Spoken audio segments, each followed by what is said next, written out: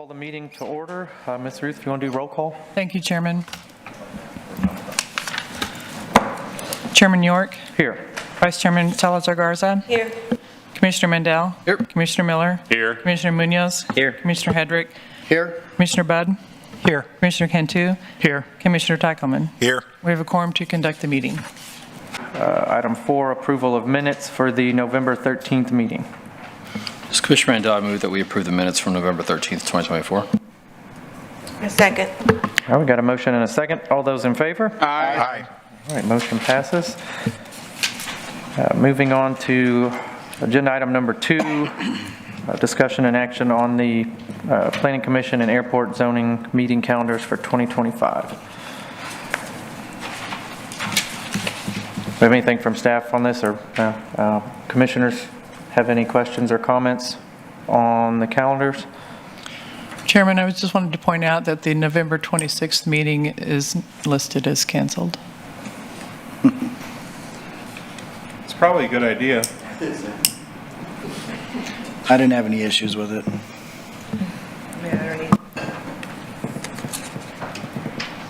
All right, well, entertain a motion. Does it matter? Can we do one motion for both? Or do you need separate? Just On one there is motion. one item, so. All right. Combined is just fine. I'll make a motion that we adopt the 2025 planning calendar as presented by staff, including the exclusion of the November 26th meeting. Second. All right, got a motion and a second to approve airport zoning and planning commission calendars. All those in favor? Aye. All right. Motion passes. Moving on to the consent agenda, we have some abstentions, so we are going to first hear items number 4, 5, 6, 7, 9, and 10. Is there an 11 too? I No, believe not it was 3, 8, and 11 are going to be. Yeah, we're going to leave out 3, 8, and 11, and we'll hear those separately.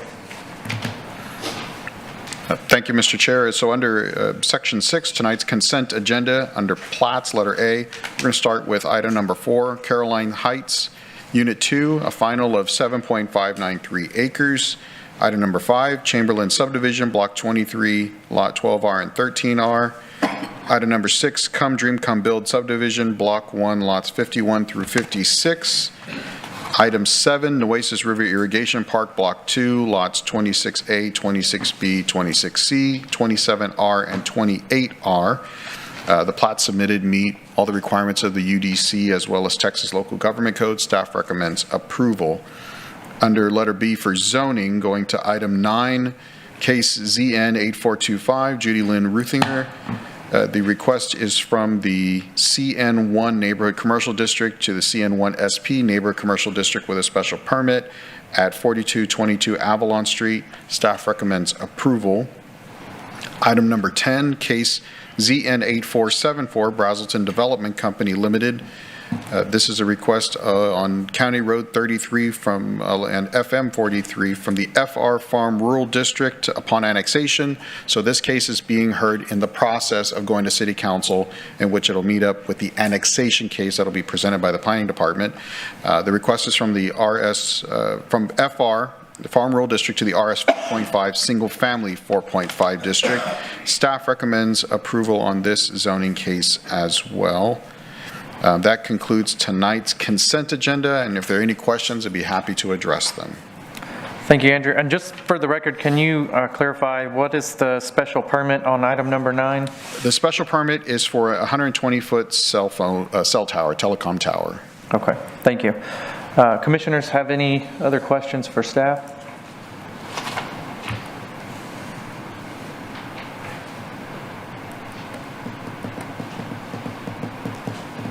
All right, well, if there are none, we'll go ahead and open up the public hearing. If anybody would like to make public comment on items 4, 5, 6, 7, 9, or 10, please come up, state your name and address for the record.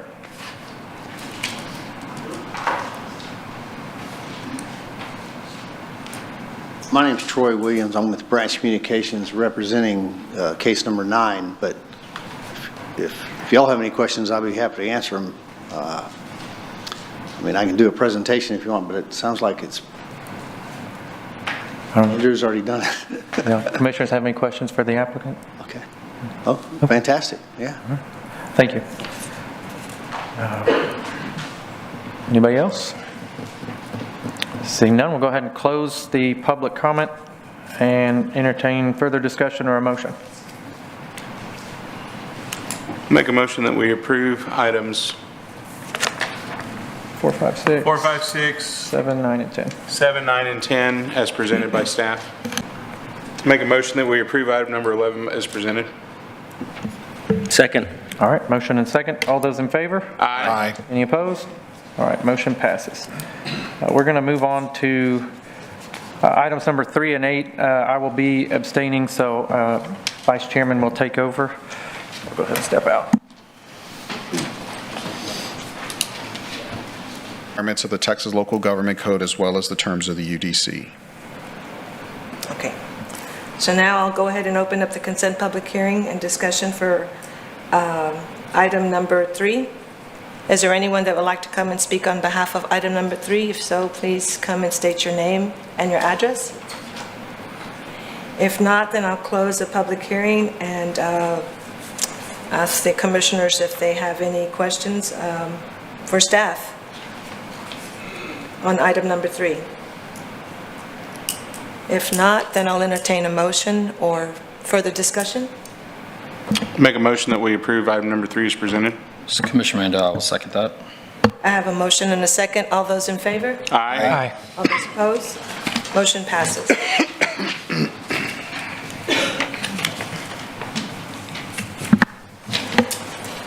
Now we'll move on to the zoning for item number 8. Thank you, Madam Vice Chair. Item number 8 is zoning case ZN 8398 Mandel Family Homes, LLC. The property is located at 3501 De Zavala Street. The request is from the RS6 Single Family 6 District to the RS 4.5 PUD, which is a Single Family 4.5 district with a planned unit development. And if there are any questions, be happy to address them. Staff does recommend approval. Okay. Commissioners, do we have any questions for staff? If not, then I'll open up the public comment for item number 8 for zoning. If there's anyone that'd like to come and speak on behalf of item number 8. If not, then I'll go ahead and close the public comment and entertain a motion for item 8 on the zoning. I have one question. Yes, sir. So in our agenda packets, we receive copies of the letters in opposition or in favor of things. Do those get updated with any kind of frequency prior to the meeting or? Yes, excellent question. So the window is always open for all public comments coming in. And I've had plenty of scenarios where we're receiving comments at the podium and we're doing our quick calculation to make sure it doesn't cross the 20% threshold. But that is also to disseminate the information to you as planning commissioners and ensure that you have copies, or at least if we have one that comes in on the fly, you have a chance to review it for their comments. Okay, and were there any comments received on any? The one opposition letter, which constituted 1.47%, really was concerned about traffic and that there was too much density. Right. Because it's a PUD. But Well, I saw that one in the agenda packet, and then I also saw that there was a letter in favor, but I didn't see that attached. Right. The letter in favor, I believe, was from one of the adjacent property owners, but it didn't have comments. It just checked the box for in favor. So in those times, we don't attach the memo since it's not really conveying any information. Okay.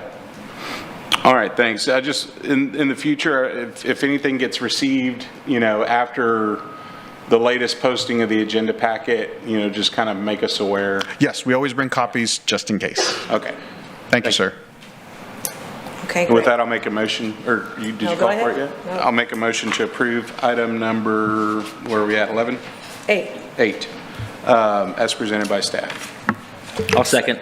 I have a motion and a second. All those in favor? Aye. All those opposed? Motion passes.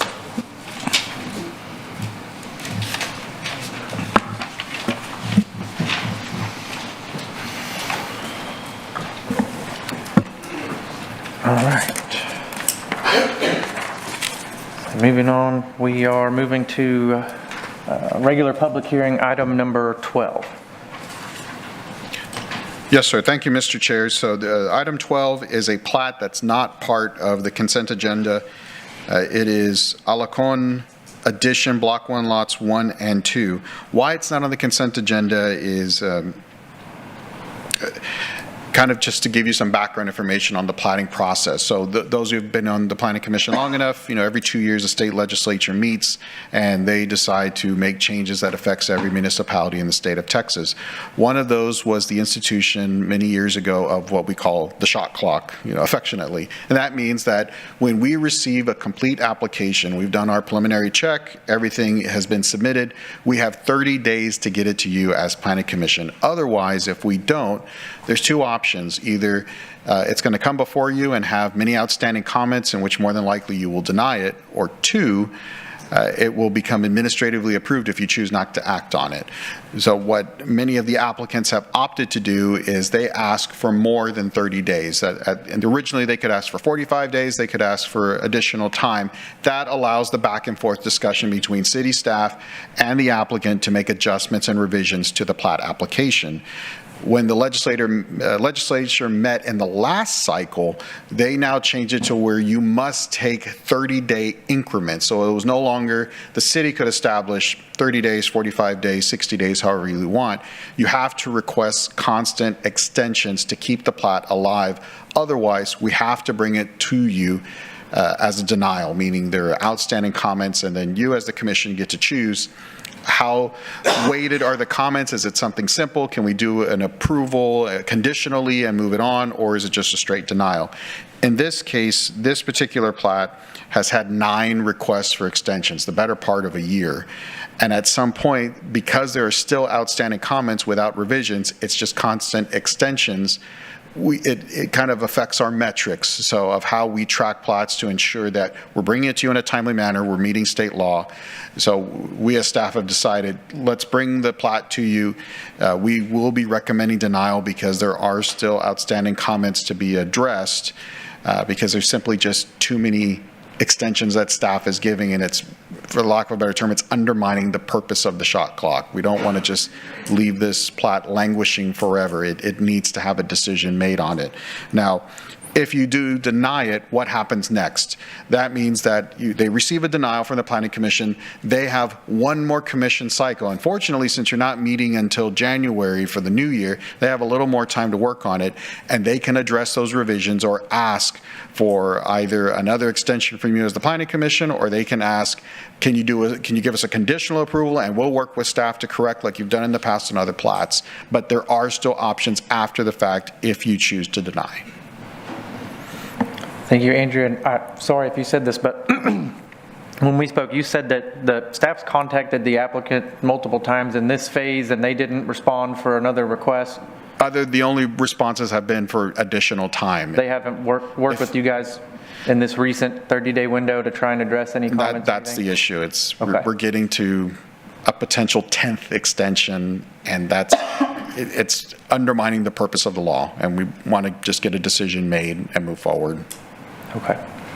So is this something that they're just not interested anymore to want? I don't think it's interested. It's just revisions that have to come in. It's sort of as I was in school and I didn't want to do a term paper, at some point the teacher's not going to give me any more extensions. I need to turn in something. They're just not making an effort to continue. I wouldn't label an effort. I think, these are excellent. It's an excellent engineering firm. We typically don't have any issue in getting responses. It may be a problem with their customer. I don't want to allege that it's not them. Believe me, they turn in quality work. They've been excellent to work with. It may just be a problem plat. So that's when they have an opportunity to reset and say, do we want to withdraw the plat? Let's meet with the customer more, Sure. get further things on the line, and they can always bring it back. Right, okay. We don't, as you can see, probably for many of you, this is the first denial you've ever heard, but it's that we have to have a decision made at some point. That sounds good. Thank you. Any other commissioners have questions? Okay. Go ahead and open up the public hearing for item number 12. Seeing nobody, we'll go ahead and close the public hearing. Entertain a motion. How's the motion worded if you agree with cities? It'd be Just make a Well- motion to deny. The motion to deny. This is Commissioner Munoz. I make a motion to deny item 12 as presented. Commissioner Cantu, I second the motion. All right, we got a motion and second to deny item number 12 as presented by staff. All those in favor? Aye. Any opposed? All right, the motion for denial passes. Moving on to item 13, UTP amendment for Fred's Folly.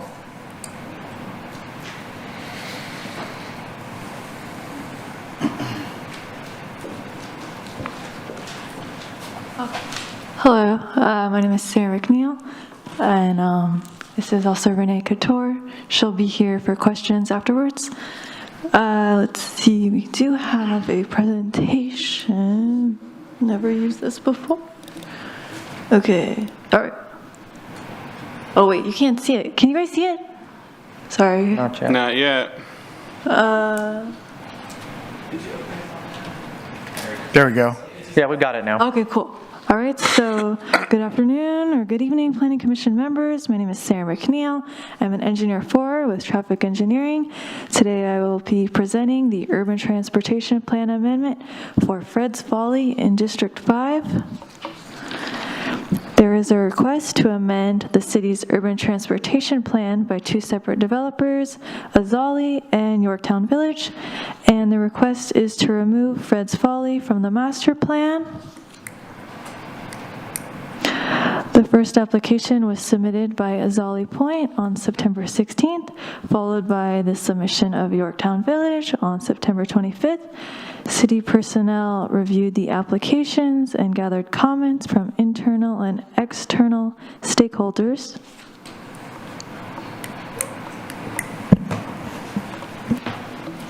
The yellow line here represents the section of Fred's Folly that is being proposed for a modification. Yorktown Village proposed an alternate route on the adjacent parcel that belongs to Azali. Azali proposed the following exhibit. It's a conceptual site plan showing a road in the back of their development, potentially connecting to Fred's Folly in the back. City staff recommends the approval of amending the UTP, deleting a section of unimproved, undedicated private property identified as Fred's Folly. That concludes my presentation. Renee Couture is here for any questions with this UTP amendment. Thank you.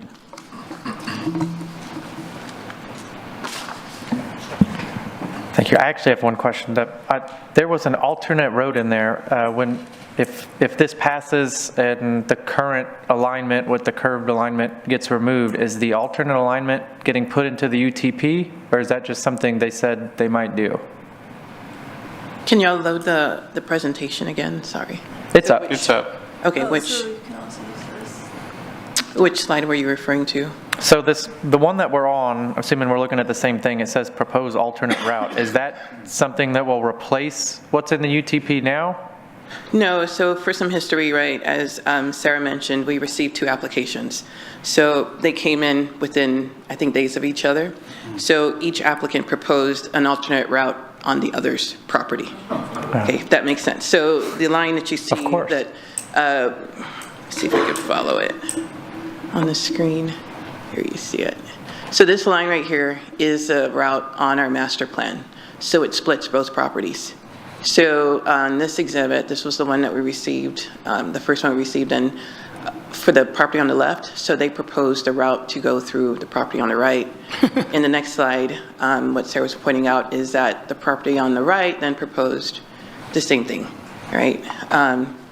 So we met with both separately. We also met internally with our fire PD department to determine if they needed any connectivity to the neighborhoods to the north. They did not. We explained the challenges with not having a road connection here at Fred's Folly because we do have a bond project ongoing on Yorktown. It is signalized for the neighborhoods on the south for Rancho Vista. So anyone wanting to access both properties based on the layout of the Yorktown project, they would have to continue east, use the turnaround to come back to these properties. The challenge that we had here in this development is with this route that went through this property, there is a drainage ditch and a crossing. And based on the UDC requirements and the width, it would have to be a shared between the city and the property owners. No money was collected for the property owners on the north, right? So there's challenges that we would have to face even if we maintained some sort of alignment or drainage crossing, because there's no funding dedicated even on the city's part to share. So with both not wanting it, basically, our staff, Public Works, we recommended, and with no funding sources outlined for any assistance, either build a road or build a drainage crossing, we're moving forward with a recommendation to Planning Commission to remove the alignment. So I'm lost. Go back to the proposed amendment. Well, it's on, hold on. Oh, you passed it. The proposed with the yellow line. Yes. So what is the difference between that and what we were just looking at that's currently on the UTP? So this is the UTP alignment right here in yellow. It was our attempt to draw it in. That's the current. That's what's on. That's what's on the master plan. So we're just deleting it. Correct. On the previous exhibit, it showed it was one applicant's, their proposal. Okay. It showed that alignment that you see in yellow, but it showed a recommendation to put it on the other property owner's property in its entirety. So this is splitting the baby? Let me go back. No, it's just deleting it. Well, I know, but is this basically cutting the baby in half to appease both Is by deleting property it, owners? you're asking? Yeah. Yes. Okay. Are there, well, just to clarify, I guess, this isn't being recommended for deletion because it doesn't make a traffic impact, it's just a funding thing. Is that what, we just don't have the funds for it, so we're going to delete it? Well, deleting it as far as traffic impacts, there's no study that was performed, right? Connectivity, we always push for connectivity, but in order to achieve this connectivity, it's a partnership between the development community and the city, right? At this point, the road itself, to have it, the developers have to build the road. Neither want to be responsible for building the road, whether it's shared or it's in entirety, right? So at this point, even if we kept it on the plan, we've seen before where the developers develop around the master plan street. It gets left off. So, at this point, we bring it to Planning Commission because as Public Works Department, we're responsible for maintaining the plan. So we're bringing this recommendation to y'all. You can reject, our recommendation, but at that point, it would be back on both property owners to dedicate the right-of-way on their property. Right, so they would have to dedicate the right-of-way and build the C1 on their respective properties, and then whoever has the bridge part would have to put up money for half the bridge. Is that correct? Yes, because there's no other shared costs. The city would, the city would have to come up with funds too. We don't have any funds appropriated even for, there's a formula, I think in Chapter 8 that it discusses, but there's no money appropriated for a drainage crossing at this time. I'm familiar with that. So for the other commissioners, this happens, I'm going to say a lot, but it's happened several times. And when it does, the developer will usually build the road, dedicate their half of the money, and then most of these are just still sitting there until the city does not come up with the money. And then, so we have the Yorktown project ongoing. The Yorktown project did not accommodate a traffic signal at that for that leg of the intersection.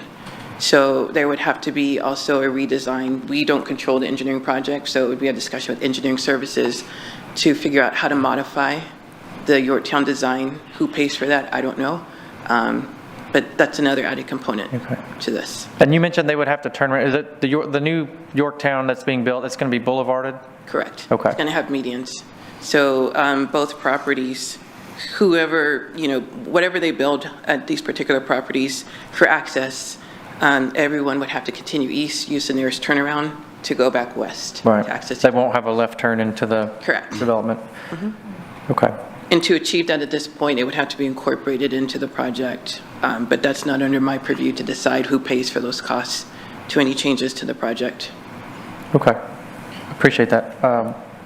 Where's the closest road that's running north and south there that, you know, Oh, yeah, be thank you. closest to this route, my other question. connecting the two neighborhoods? So there's Rod Field. I think just Rod Field. I don't know if Are you talking north of? Are there any others other than Rodfield, I think is kind of Right. your question? No, Is there anything towards the west, or sorry, the east? Is this north of? To the east. Yeah. Anything on the Oso side of Rodfield that allows people in that neighborhood to get to Yorktown? Because No. my follow-up question is, the district boundaries for the new Southeast Middle School or Creekside Elementary, do those encompass anything in Fred's Folly to the north? Or is that all COLDA stuff? I'm not sure about the school boundaries, whether or not the new creek side goes all the way up to Slough. I believe it may be the drainage channel south, but I'm not certain. What about Oso Parkway? When it gets built, will Oso Parkway connect this neighborhood back to Yorktown? So, Andrew's here, and maybe they can discuss more about the plats that have come in. I'm not as familiar with some of the new ones that have come in, but I know Moses built Oso Parkway to the south of Broadfield. We did see plans previously that showed a connection going north, but I'm not sure if that plat was ever submitted officially. I know there's stuff in the works to extend it from Yorktown going north, and then I think there's Yeah. an Azali development, but I don't know, is it going to connect back to anything else? I don't think it goes that far north. No? Yeah, I just know that there would be another Oso to the north. Right, of so Broadfield. and I'm pulling up the school boundary. It goes up to Master Channel 32. It goes a little bit above 32, kind of hugs around Slough Road, and then goes to Ametrine, which is on the north side of Master Channel 32. Is that for the elementary or the middle school? That is for the elementary. The middle school's going to be bigger. Yes. Because it makes perfect sense to me that that boundary that you're looking at right now should go to COLDA, but leave it up to CCISD to draw some maps. But if they're funneling those kids back to Creekside, that's kind of problematic. And then the middle school boundaries are even beyond that.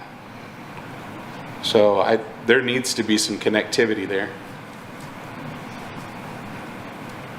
Is it very common for the city to recommend approval on C1s getting deleted? I know it's always preaching connectivity. We've recommended some C1s to be deleted.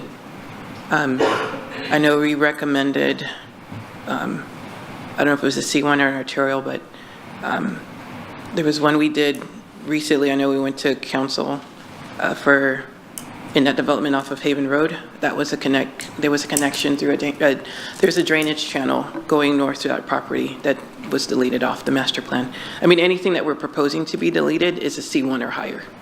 So it's either a collector or an arterial street. I saw there was a slide in there about planning's comments. Without us having to read that entire slide, Andrew, do you mind, I guess, kind of summarizing that slide on like the planning department's view on this? Well, I can summarize. sorry. Yeah, Go because ahead. we administer the comments, but basically, planning wanted the street to remain because of connectivity. Like I said, we don't have an overall objection, when it's a connectivity issue. But what we're seeing at this point, there are challenges to keeping the roadway on the master plan. Planning Commission could vote to maintain it, and then we would go back to both applicants and tell them to dedicate as per master plan, and then see where that takes us. But you would probably have, is what was expressed in the meetings, the one developer on their left, that street going through the property would impact the development as they propose some commercial and I think a neighborhood in the back. The other property on the right, not so much, but that property owner would be the one required to dedicate at least some funding for the drainage channel. How long has the master plan been in existence? Since And was it there when the developer bought the property. Of course. It's been on the plan. Our city's master plan has been around, I believe, since the 60s. It hasn't been updated in decades, though. Commissioner Cantu brings up an interesting point because I don't like to impede development, right? But we do have valid concerns about when you have a school district that is funneling kids to a new campus and there's out and around and back and down, connectivity is important for transportation to and from school, work, everything else. And, it's not like nobody knew that this would need to be dedicated at a later date. So I'm inclined to deny the UTP amendment. Just a comment, I guess, because there's nobody from Public Works here that I know of, but I find it interesting they designed Yorktown and ignored the master plan. If they knew that was We're from Public Works. Yeah. That we designed it without the intersection. Yeah, if it's on the master plan, why wasn't it? Usually they'll do like a stub out for a future intersection extension. Was it just missed or was it intentional? Was what I would ask. The engineer did not include it, and probably because there was no future plans at that point for the roadway to be in.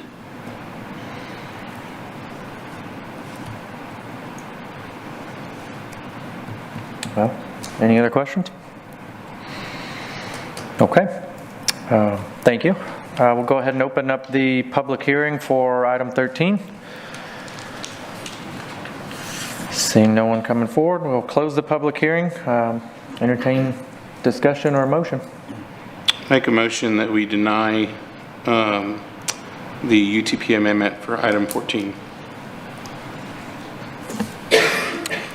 We got a motion to recommend denial I'll second. and a second. Okay.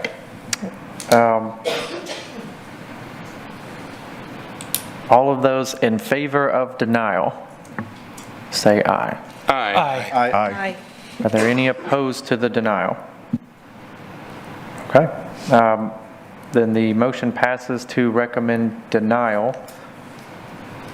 And this is an item that is just recommendation, so does it still goes to council? Yes, sir, it still goes to city council. In case anybody's following this case, just a recommending body here, so it will go to city council, and there will be another shot at it for city council to vote on it. Moving on to item number 14.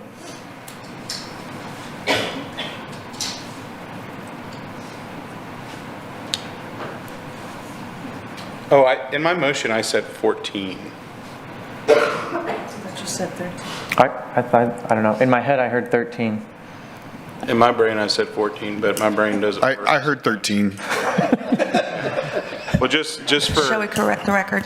Just to be safe. For the record, that vote was for item number 13 in motion.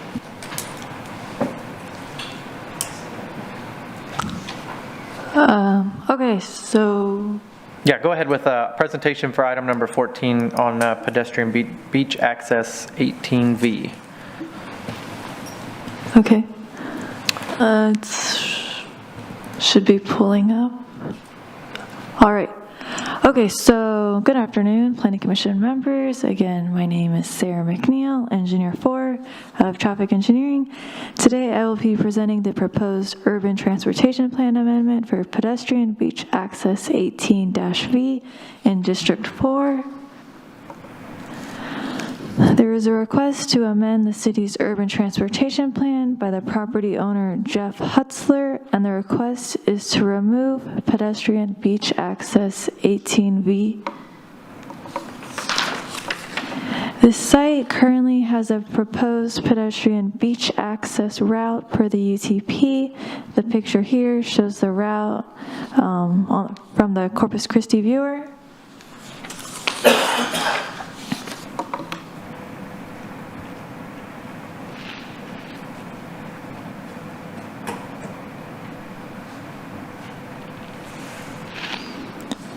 The applicant is identified as Coastal Dunes LLC and submitted an official application on October 7th, 2024.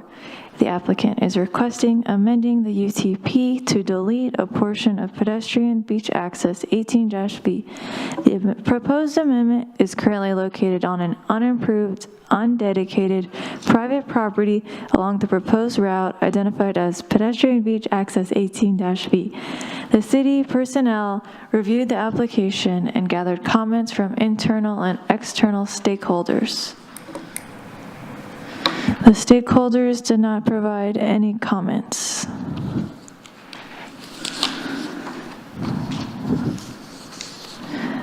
This image here basically shows where the applicant is wanting to develop relative to the 18-V route.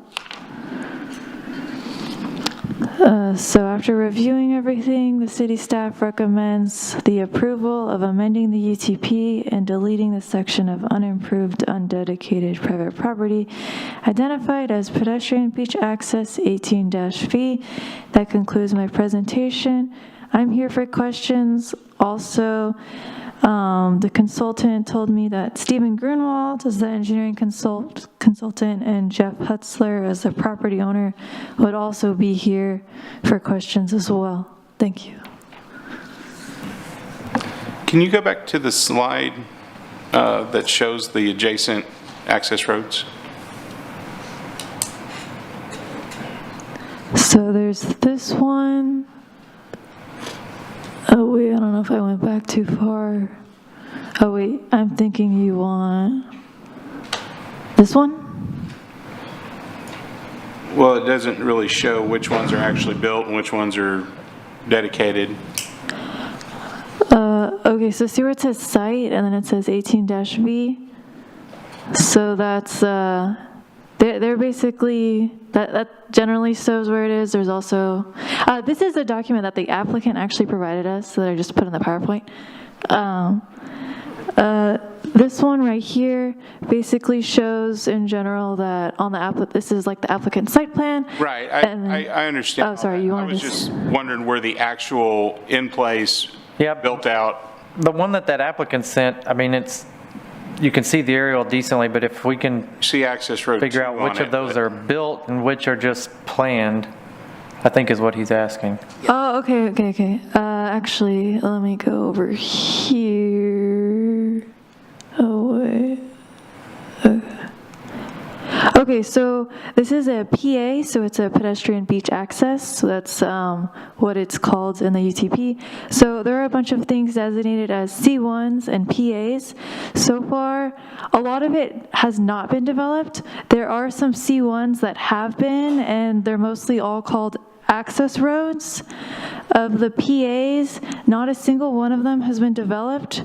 There is one that was just purchased by the city, or it became, I think the city, I guess this could be come off, but something about the city has like the property to build it later, but none of the PAs have been developed yet, and only some of the C1s have. Does that make sense? And then, yes. Can we see then what the closest C1s are to this? That's what you're asking, right? Yeah.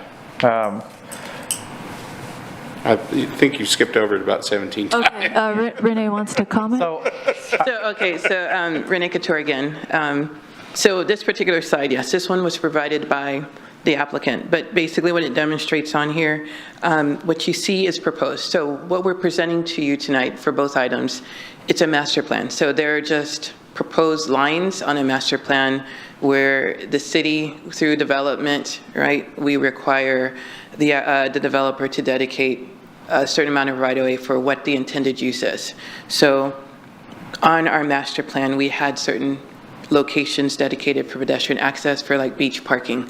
So for this particular development where you see the site, it was road. So we did this roadway master plan, if y'all are familiar. Some of y'all sat on that committee or commission, right? So 18V, it's identified as project 18V in that roadway master plan. But it's a pedestrian access road. It would require them to dedicate 60 foot of right-of-way for beach parking. So based on the layout that you saw in some previous slides, this pedestrian access and the dedication would interrupt what they were proposing for that location. So since the area is just really dedicated for parking, the applicant has asked for this particular right-of-way dedication to be removed from our master plan. Whether or not they may maintain, and it's hard to see on this exhibit, but there are some routes along 361 where there's not a road that a direct beach access for vehicular traffic, where you see some developments, and you'll see on the screen, it's hard to see, but on some of them, they've created a pathway to the beach. So they have a development, they'll create a pathway. I'm not sure if this is what's going to be proposed for this particular site, but as Sarah's trying to say, we do have roads that are identified as access roads. That's, for some of them, they have an unofficial name, access road. Others have a definitive name, like we have Zahn Road, Newport Pass. Those belong to the city. You have other streets along this route that do not provide a direct access to the beach. Like there's like Beachcomber. There's other streets along 361 that they're city maintained roads, but there's not a direct access to the beach. So that for this particular one, the lines that you see here that are all labeled, those are based off of the project numbers off that roadway master plan that got adopted sometime, I think, or was it earlier this year or last year, right? I think it was earlier on this year by council. So the applicant identified this particular project, 18V, as per that roadway master plan, to be deleted from. So like 18X, the portion going from 361 to the beach, was that removed by UTP amendment as well? None of these are removed. No, he's talking about the piece that's missing. So 18X only goes from the north down to 361, but there's nothing to take it further. Is that just how the master plan was made, or was something removed there? So all of these lines are based off of, and not to get confusing, because Sarah and I have had this lengthy discussion about our transportation plan. So just for brief history, there's a term used, urban transportation plan. It's a master plan. It had text to it. Right now, it just lives in a GIS form, and you can see it on our city's website. That plan was used for the roadway master plan, that whole discussion, where there were several meetings to discuss master plans for streets, drainage, and I believe like the water utilities. So all of the roads that were identified on that UTP, the consultant looked at those, whether or not there was an ability to widen for capacity. They're identified as projects. So everything that you see on here in the black solid lines, they are proposed lines, whether or not you want to call it the UTP or the roadway master plan. They're just proposed lines for potential dedication. The ones identified as projects in the roadway master plan was where there's right-of-way dedication or potential for widening. Otherwise, they're just listed as existing roads in our master plan, if that makes sense. So what you see here is what's on our master plan that's existed. There weren't many modifications to this plan for the past 20 or 30 years. How difficult is it to add an additional access road? Like what kind of process is involved with that? Same thing as going through amending, where we would just amend, bring it to planning commission, bring it to council. Because since it's a master plan, it all requires council approval. I'd have a question too. If X it's not continued onto the beach, if we were to remove the V, 18V, you're now going to have two slots in there that aren't going to have access to the beach. So would there be the ability, if we remove X, to be able to have V added onto it? Or move V, if we take V out, and we have X added? So we're not having two removals in the same spot. You could, but we'd have to go through this process of amending, taking it to council, and council would have to. Yeah, they'd have to notify all those affected property owners. And it looks like just from the arrow, there's already a development there, which I assume is why that part is not on the master plan. And I'm pretty sure that got deleted with that particular development. So my next question would be, did this particular application have a suggestion on an alternate piece? Or he's just saying the city, I don't want it there, and we're just supposed to take it out? That's usually the applications request we get. It's usually a removal. There's seldom a recommendation for an alternative plan, because that alternative plan more than likely would put it on somebody else's property. Do you have an image that's more zoomed in? It looks like directly west, well, directly south, I guess, of this development, or proposed development, there's a street that may go all the way through. It's hard to tell. Here? There looks like one long street with houses on either side, just like directly adjacent to this development. No, those don't go through. No. No, most of these, if you look on, And that one, can you see it? This is the one next to it, right? Does Yeah. that go to the beach? it's got a pedestrian Pedestrian. flyover deal. Yeah, and that's what I was referring Walk to. down. And most of these, I don't know if, we just inherited this process not too long ago. So, So you don't know if the piece directly south, he showed me a zoomed in version on Google Earth, but it looks like they have right here. some houses spread out, looks like little cabins or something, and they looks like they have a dune walkover, but you don't know if that's public or private only. Probably assuming it's private. But that's what we noticed for most of these developments along 361, where there wasn't a quote road like we see with like Zahn Road or Newport Pass. There's just, and you could barely see it here, there's just a pedestrian pathway that connects the development to the beach.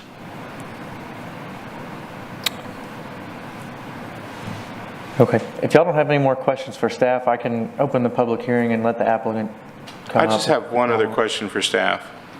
So let's say this existed and they weren't asking for an amendment, right? They go to, this property it's not platted? Not to my knowledge. So if you went to plat and you had this dedication for a beach access road, the city's not going to require them to build it, right? So if, for example, if the developer showed up today, and I don't know if they're here, but if the developer showed up and this line appears on the master plan, they would be required to dedicate. So- Typically, that answer's yes. I mean, if Yes. there's a street or a master plan sidewalk, you have to dedicate the right of way and build it. Correct. If it's totally contained on your property. So what we have is that prior to either, or concurrently with the submission of a plat, you may have the applicant approach us to, well, in this case now, they approach us to amend the plan, so that way they know how to pursue the development of the site. Because they cannot get their plat approved unless the master plan's been amended, if that's their desire. Just a couple of variables from the plating experience. So it depends on if the proposed UTP street lands on a property line, in which then there's a split 50-50 between the two properties. Then there's a half-street discussion. The UDC only requires that a property owner build up to a C1 collector without city participation having to come into play. So it depends on what the right-of-way cross-section is for the public access road, which I believe is a little bit wider. So they will have to dedicate the full cross-section. They may not necessarily have to build above the 40-foot pavement section for a C1 collector, assuming this is a wider cross-section, and then assuming it's on a property line. If it's entirely on the property owner in question, then yes, they're responsible. If it's split on a property line, they can ask for a half street at the time of plat. There's a lot of variables that come into play. And to be clear, this particular amendment is not even to build a street, it's for what's called a pedestrian access. Right. The challenge that we have is that that language doesn't exist. It existed on previous documents for our UTP amendment, but further upgrades through like CC Mobility and even the roadway master plan does not address a PA designation, which is what this is. So they don't even, there's nothing telling them what they would have to construct, whether it's a street or a sidewalk. Is that what you're saying? Correct. So if you look at this particular, I don't know if they can load the slide for us. So if you look at this particular slide, what I was referring to, the urban transportation plan used to have, when it existed as a PDF document that was updated regularly by the planning department at some point, that existed at the time, there was a text portion that went with it as a guide. Whenever it moved towards a GIS portion, a lot of the text portion disappeared with some of the direction. So this PA designation, it does not exist in our UDC or even in our IDM. And based on the old definition, old documents we found, this is what the PA designation was. The purpose of it was for just access for parking. It wasn't even for a street construct. So It's why I guess we don't have, What would that look like, access for parking? yeah, I don't know, because I don't, like Sarah was saying, I don't think we have one built. Right, unfortunately, being a long-term city employee, this hasn't been really updated since the 2017, the original, as Renee mentioned, the original ADP for the area, the UTP dates, the last major amendment was 95. So these pedestrian access points were supposed to act as preliminary points for discussion for future beach access roads. None of them have ever been built. And the question really stopped when Bob Payne retired. So it's been quite a number of years since this discussion has come up. Correct. Well, I'm still confused, because I asked the question earlier, when they go to plat, are they going to have to build a road? And the answer at that time was yes. Well, Now- if you're talking about, I guess what I'm trying to make a distinction, this isn't for a road, this dedication is for, quote, this pedestrian beach access. But in the case, if it was a designation, like you see on the screen, for like a C1 or an arterial, then yes, the requirement would be to dedicate the right-of-way and build the road. You're only required per the UDC now to build up to a C1. And as Angie was explaining, depending on where that line falls, if it splits between two property owners, you're only required to build your half, right? And you build at least half a street to accommodate 2 lanes. But this is just a PA. There's not a cross. So Yeah. this is There's like not a sign says pedestrian access, watch out for snakes. Correct. I Hike through the dunes. have no cross-section, I have no guidance. as Can you to- clarify, is it on a property line? It's all on the property. It's all on their property? But as Renee mentioned, there's not a cross-section. It's not like a C1 where I can point to the UDC or the IDM and said, must be 60 feet, here's your pavement section, here's your back of curb to back of curb, here are your sidewalks, this is where you put infrastructure. None of that exists for pedestrian access. So I don't have a framework to give to say you must build to X, therefore how do I enforce it? Correct. It sounds like it's basically just an easement where you have to allow the public to walk through the way it is right now, and I'm guessing the property owner wants to not have that available. Which makes perfect sense. Sure. Logical sense. Understood. Any other Clear as questions mud before on we that. bring up the applicant or allow them the opportunity? No? Okay. Thank you to staff. I will go ahead and open up the public comment for item number 14. If there's anybody that would like to speak, please state your name and address.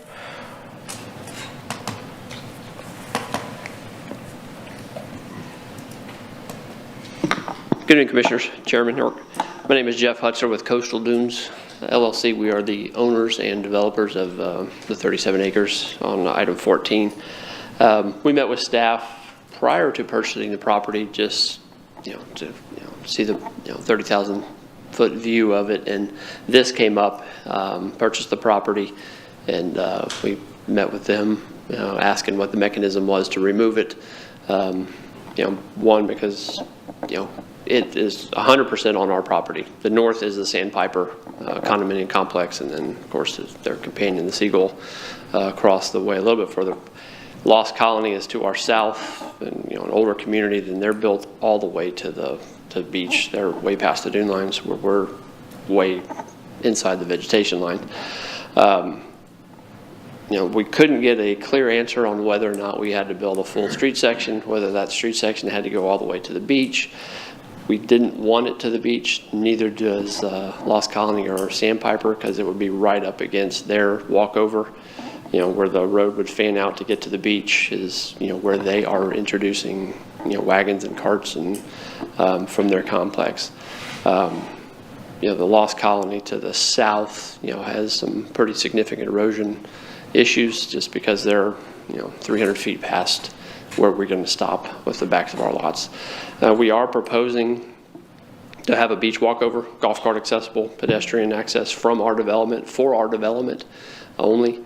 We're still working with, lot size and stuff like that. So from a, lot count, we're somewhere in the around 120, 130 range. It's going to be gated, private. We've got a nice little pond on there that's, we're working with Perennial Environmental right now to, with the core permitting, just to make sure that we're not a jurisdictional waterway, which we aren't, but we need that JD. But no, we're, like you said, we just need some clarity before I turn urban engineering over to, go full speed ahead with the master plan and plat. If this is going to be a requirement, we'd be against it, simply because I don't think introducing additional vehicular traffic to the beach is necessary, nor do I think that far down the beach, away from Port Aransas, away from Cinnamon, Palmetto, where you've got, a more dense development. We don't necessarily need parking to where people get out of their cars and walk to the beach. There's probably a little more than a mile south. I think you get to 2A, and it's, a 4 or 5 minute car drive to get off 361 and come back to our frontage or our beach frontage via car. Also, one of the reasons that we wouldn't like to introduce vehicular traffic or additional pedestrian traffic is at high tide. High tide is in our dunes, so from the Sandpiper past Lost Colony, it's not passable by car. And I don't, having an additional point of entry to the beach area, I don't think is beneficial to anybody, because it's, not a safe situation, as far as, that's one of the points I made on the application as well. But we just need clarity. Of course, we're for the removal. It doesn't, we can develop around it. It doesn't change our density, but I just think from a, property owner perspective, the appeal of not having a public area in your private development, is something we'd prefer not to have. Okay, thank you. Could someone from staff pull up, in that presentation, I think you had the developers layout. I understand it may be preliminary, but you mentioned that you, I want to put words in your mouth. I think you said that you're planning some type of pedestrian connection. Is that correct? We will connect from our, there's obviously a 20-foot wide lot on the beach that's probably going to be selling very well. Right in the center, we've got like a little 20, 25 foot. We're proposing a kind of a through and through, one that's, you saw from the aerial, that big open area is our, little pond lake. So we're going to have just a continuous little green area connecting those streets all the way to the beach. And, Urban's going to pick the best route based on the topography to, kind of meander that beach walkover through there. Okay. So we will have access, pedestrian access, golf cart access from our development, but it will just be serving our. You used to be able to draw on these. I guess we can't do that anymore with these new fancier machines. But out of curiosity, will your walk over or drive over, whatever it is for golf carts or for foot traffic, is that going to be private? Like, is this a gated community? Will it be public, or do you not know yet? It will be private. Private. It'll be similar mechanism to prevent, non-resident traffic that, Cinnamon Shores, Palmetto, a few other developments north of us have. Sure. Whether that's a bollard or, a Knox or, some type of keyed entry. Okay. Commissioners, any questions for the applicant? Are you aware of how difficult it is to get a 20-foot wide pedestrian path over the dunes? The 20-foot wide is just on ours. It's not going to be a 20-foot wide walkway. But to get, you said you want to be able to drive golf carts over it, right? Right. So it's got to be about a 10-footer. It's pretty difficult. Yeah, we're operating under Urban's. I'll let Stephen speak on that. I think Mr. Grinwald's pretty familiar with the beach dune walkover rules. Yes, Stephen Grunwald with Urban Engineering. We do golf cart two-way accessible walkovers pretty frequently on Port A projects. Pretty much everyone wants a walkover these days, and everyone wants them to be golf cart accessible. So we kind of come to the conclusion that instead of having a one-way golf cart in multiple places, it's better just to make them two-way and reduce the number of walkovers. So that's what we have planned here. How wide does it have to be for a two-way on a 14 feet. 14? Okay. But I guess the access corridor that he was mentioning is going to be 20 feet wide. And from the property line, how this dedication, whatever a PA is, how far off the property line is it, and? Well, I mean, like, one of the things that was kind of discussed when we initially met with the city is, you know, based on the verbiage that's in your code, you know, it's got to be 60 feet, but it's public access, and there's really no definitions of what needs to be built there, or as Sarah mentioned, you know, it's really not been carried over into the UDC and other design guideline criteria.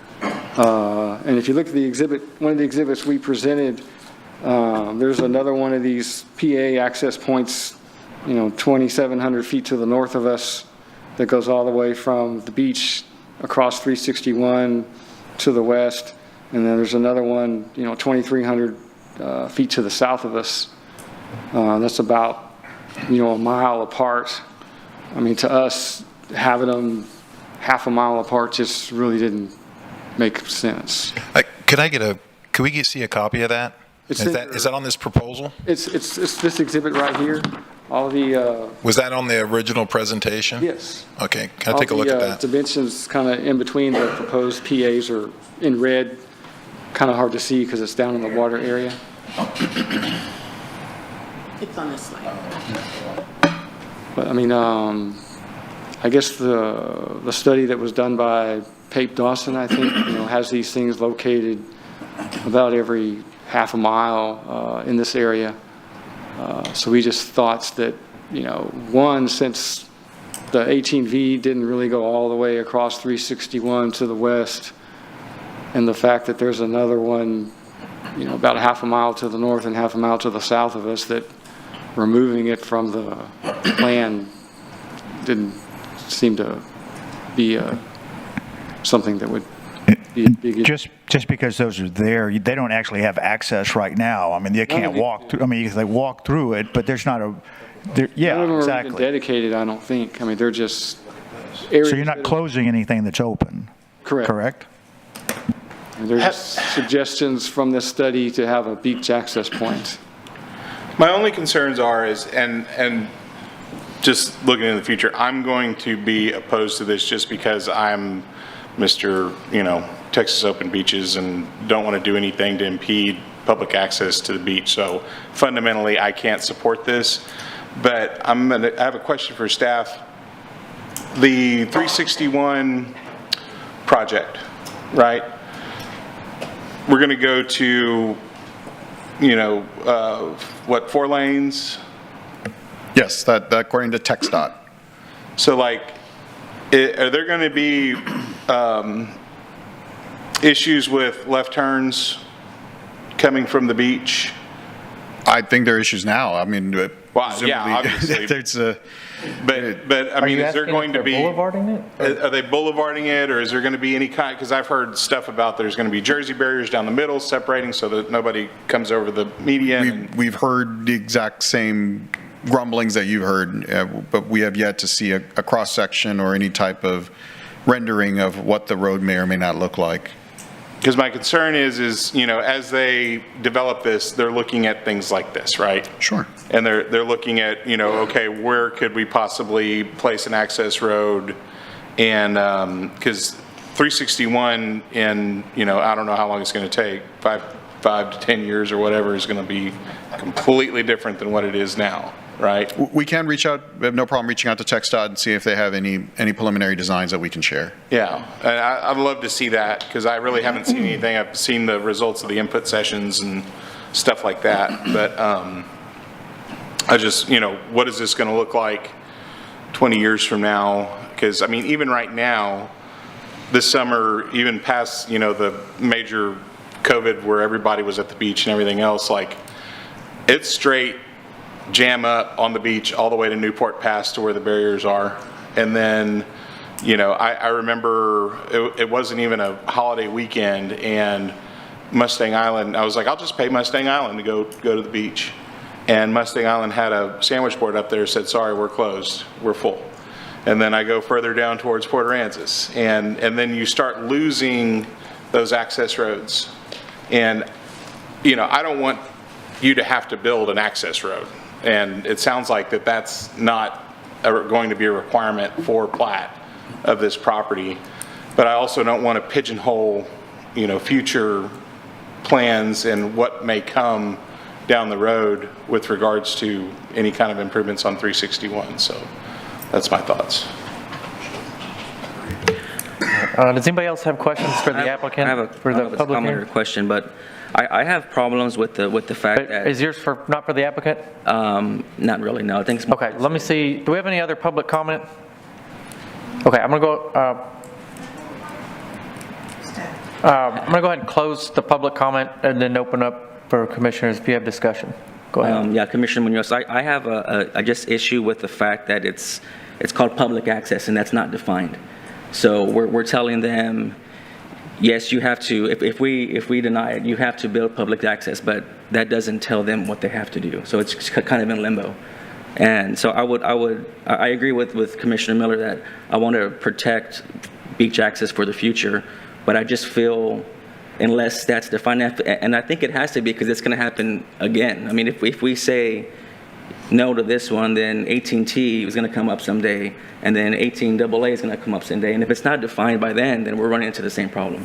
So I feel I kind of want to challenge the city to find a way to resolve that problem so that when it comes back again, when 18R and T and AA come up, then we have some kind of solution or some kind of, definition. I agree with that. I think that's a good point. If this is going to be on our master plan, it should be defined. So if that's something we can ask staff to get a definition for, so next time at least somebody knows what they may or may not have to do, whether it's 60 foot or 40 or whatever they decide, and knowing what that needs to be. I just find it hard to believe that this hasn't been addressed yet. There hasn't been a plat that's come before the city that has one of these PAs through it. The closest one, if you recall, there was an RV park south of Mr. Battledge, this property, that it was, I believe it was the Congdon zoning case for an RV resort fell through. That has a city, couple of lots that are owned that are long, narrow lots that connect the beach to 361. There was talk about shifting that so you didn't have a development split, but that's the closest we've ever come to having this discussion. So, that's a good thing. It means 361 is developing, and that's what we want to see, and it kind of shakes us out of old habits and updating plans. Well, the only way we find out is if we deny this one. That's like making an omelet. Yes, sir. Yeah. For what it's worth, my 2 cents from what I noticed from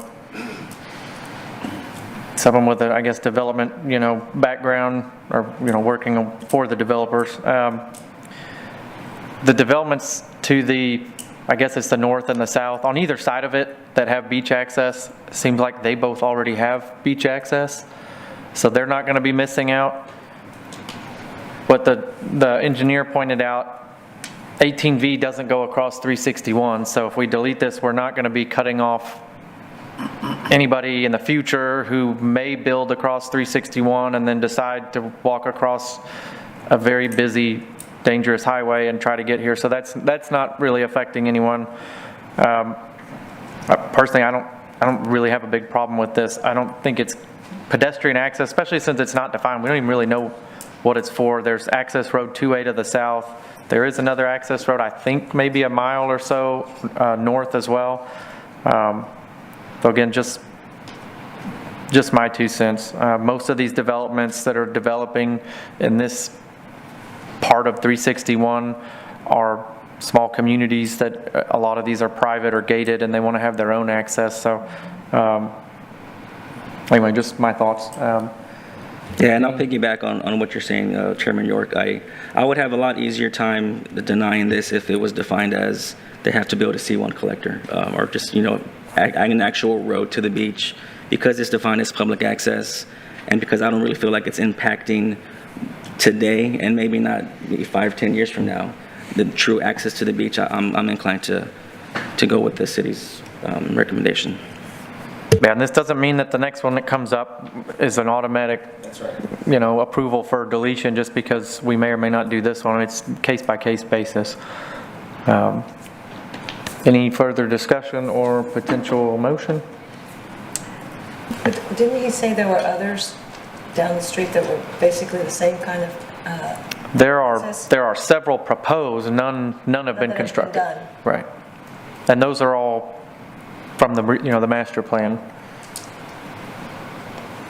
Well, it's his property, and I mean, I see something like, if it's your property, you want to go ahead and build like what you like to, and I don't really see a big issue on this because it's not something that's going to be a definite road.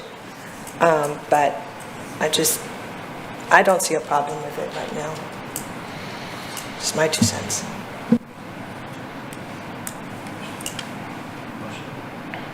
Yeah, if there's no other discussion, if somebody wants to make a motion, go ahead. I'll move that we approve item 14 as presented by staff. I second. second. All right, motion and second to approve, according to staff's recommendation, the deletion of the pedestrian beach access 18V. All those in favor, say aye. Aye. Aye. Any opposed? Aye. No. It was 2. Can we go ahead and do a roll call vote on that? Yes.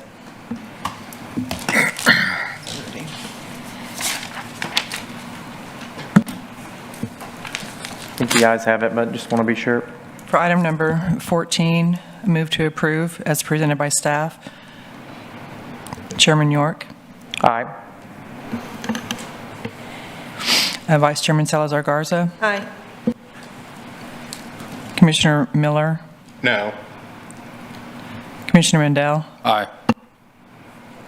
Commissioner Munoz, Aye. Commissioner Hedrick, No? Commissioner Cantu, Aye. Commissioner Teichelman, No. and Commissioner Budd. Aye. So we have 1, 2, 3, 4. All right, so I got 6-3. Is that what you've got? 6? Pardon me? Yeah, 6. 6 ayes, 3 noes. So the motion passes. Again, like item 13, recommending body, so I know you're familiar, so this will go to city council. 14, item 14. Well, that's what I meant, just like with item 13. This will go to city council, we're just a recommending body, so you'll get to do this all over again. All right, moving on to director's report. Really, the only thing I have for tonight is, of course, December is the great time for reflection. So starting with the new year, are there any, I wanted to ask the committee, and nothing you have to answer today, training topics you may want us as staff to bring to you. We always take advantage of new board members joining, refresher time. I know for the past I did the zoning 101, plating 101. It sounds like UTP and beach access roads are going to be one of those training topics. But taking the time between now and the next commission, if you have any ideas, please feel free to email them to me of potential training topics. Other than that, we wish all of you and your families a Merry Christmas and a Happy New Year. Thank you. I do have one question thing. If y'all can look into it, just let us know. We do a lot of these abstentions and we're always leaving the room, but we've brought it up a few times after the meetings that in council, they just sit there and then abstain. So I'm just, if y'all can figure out, I don't know if their rules are different than ours, but if not, it'd be nice if we could follow the same rules. I mean, just like with that. Going to the naughty chair? I don't mind leaving, but like in that last meeting, we had an item that then couldn't even be voted on because we weren't present. But if it was council, they would have been here. They just abstain. And so and I would like to know the reasoning behind that. I know why we leave the room, so you're not, mean mugging somebody there and trying to intimidate or something. Whatever it was, the theory behind leaving the room versus not. So if you can maybe just give a little quick word on in the next meeting and let us know why one way or the other, and then I'd like to kind of decide how we do that going forward, whether we keep it the same or match what council's doing. Anything else that y'all commissioners have that you want to have them address upcoming? Okay. Any future agenda items then? I guess that's a no. We are adjourned. I like watching you make the walk of shame. What?